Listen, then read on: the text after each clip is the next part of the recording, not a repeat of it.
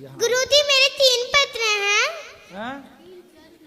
3 पत्र हैं। आपने बहुत अच्छी सुनाई। हाँ सुनाओ, क्या प्रश्न है? पहला कि संत लोग ऑरेंज कपड़ा क्यों पहनते हैं? संत लोग ऑरेंज कपड़े क्यों पहनते हैं? हाँ। क्योंकि जब फल पक जाता है तो कैसा हो जाता है? पीला। लगभग वैसी होता है ऑरेंज।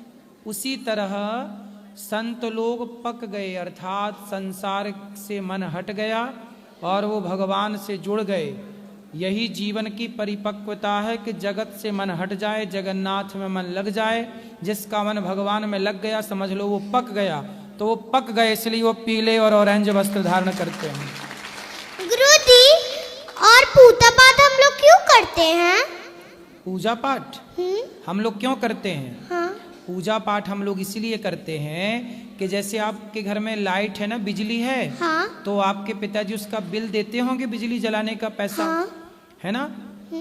उसी तरह जैसे हम लाइट जलाते हैं ना, हाँ। तो बिल देते हैं।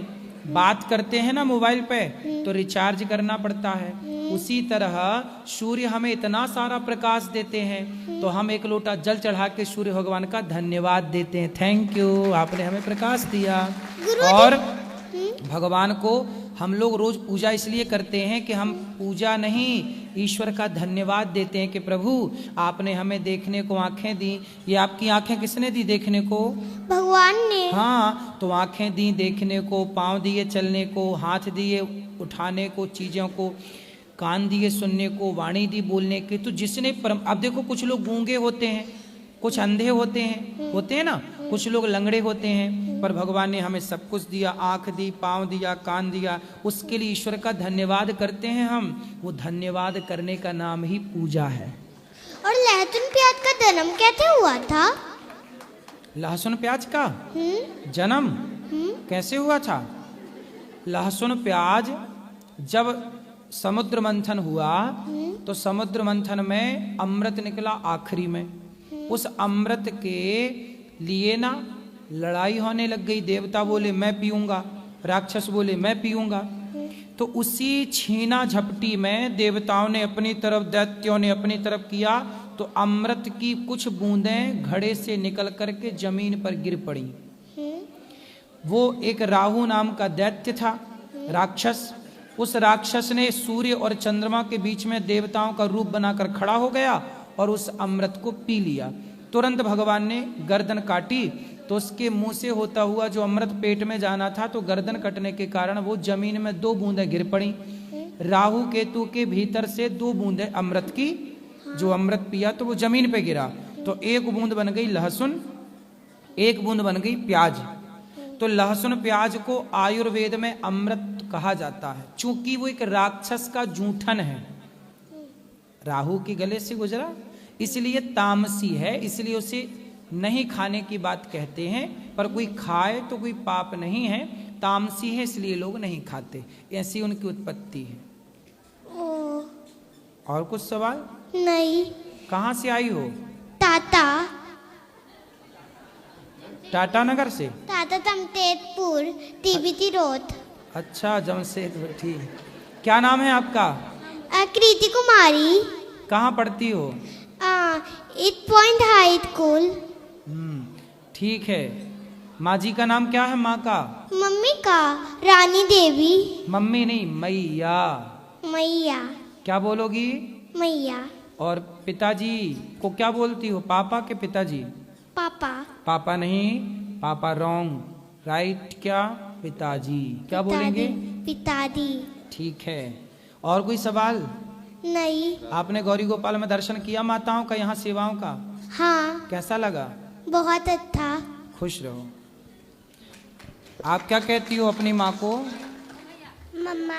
मम्मा। और पिताजी को? पापा। पापा नहीं बोलने का, क्या बोलेंगी? राधे राधे गुरुजी। क्या बोलेंगी? पिताजी। पिताजी। क्या बोलेंगे? पिताजी। पिताजी बोलना है और मैया बोलना है। मम्मा ठीक है, ठीक है, पापा नहीं बोलना। ज्यादा लंबा नहीं करना।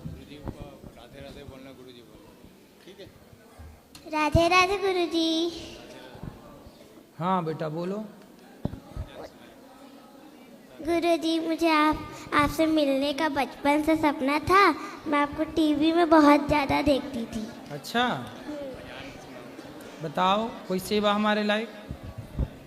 क्या है, भजन सुनाओ। मुझे वचन सुनाना है, गाना सुनाना है। सुनाओ सुनाओ। श्री कृष्ण गोविंद हरे मुरारी, हे नाथ नारायण वासुदेवा। श्री कृष्ण गोविंद हरे मुरारी, हे नाथ नारायण वासुदेवा। लीला पर पार के तू माखन चोर गावे, और सागर से सबकी मैया तू ही पार लगावे। अब तो का सहारा तू बांसुरी वाला, तकरा चले सैया तू नंद कलाला। तेरी भक्ति में नाचे सब ताता थैया। श्री कृष्ण गोविंद हरे मुरारी, हे नाथ नारायण वासुदेवा। श्री कृष्ण। बहुत बढ़िया बहुत बढ़िया। मुझे आपसे एक सवाल पूछना है। बोलो। रावण और राम जी दोनों शिव जी के भक्त थे, तो उन दोनों में दुश्मनी क्यों है? नहीं, दुश्मनी राम जी की तरफ से नहीं है। दुश्मनी राम जी की तरफ से नहीं है। दुश्मनी रावण ने दुश्मनी नहीं की। रावण ने केवल एक नारी का अपमान कर दिया। उस अपमान के कारण आने वाला कोई राजा, आने वाला कोई व्यक्ति किसी नारी का, स्त्री का अपमान ना करे, इसलिए उस अपमान करने वाले रावण को राम जी ने दंडित किया, दंड दिया। ठीक है, धन्यवाद। गलत था ना, इसलिए भले वो कोई हो, उससे